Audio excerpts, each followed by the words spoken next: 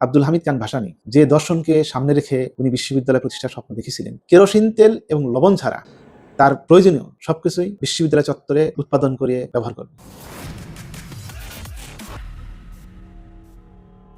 Sir, textile engineer, একজন ভালো textile engineer কিভাবে হতে পারে? একজন ভালো টেক্সটাইল, শুধু ভালো টেক্সটাইল ইঞ্জিনিয়ার না, এই ব্যাপারে আমি বলবো যে মজলুম জননেতা আব্দুল হামিদ খান ভাসানী রহমতুল্লাহ আলাই, উনি উচ্চ শিক্ষার ক্ষেত্রে যে দর্শনকে সামনে রেখে উনি বিশ্ববিদ্যালয় প্রতিষ্ঠার স্বপ্ন দেখেছিলেন, আজকে যদি আমরা সেই দর্শনকে সামনে রেখেই আমরা সামনের দিকে অগ্রসর হই এবং সত্যিকার অর্থে আমি ওনার দর্শনকে সামনে রেখেই চেষ্টা করি আগানোর, সেই দর্শনটা হলো প্রতিটি ছাত্র যে কোনো একটি কারিগরি শিক্ষায় শিক্ষিত হবে। প্রতিটি ছাত্রের জন্য একটা নির্দিষ্ট মাত্রার দৈহিক প্রশিক্ষণ বাধ্যতামূলক থাকবে। প্রতিটি ছাত্র তার ধর্মের বিষয়গুলোকে বৈজ্ঞানিক উপায়ে শিখবে এবং আমল করতে বাধ্য থাকবে। সর্বোপরি কেরোসিন তেল এবং লবণ ছাড়া তার প্রয়োজনীয় সবকিছুই বিশ্ববিদ্যালয় চত্বরে উৎপাদন করে ব্যবহার করবে। পঞ্চম, তার শিক্ষা জীবনের মধ্যে 4-5 সপ্তাহব্যাপী প্রত্যন্ত অঞ্চলে অথবা ইন্ডাস্ট্রিতে হাতে কলমে শিখবে। তা আমি আমার ইউনিভার্সিটিতে বা আমার জীবনে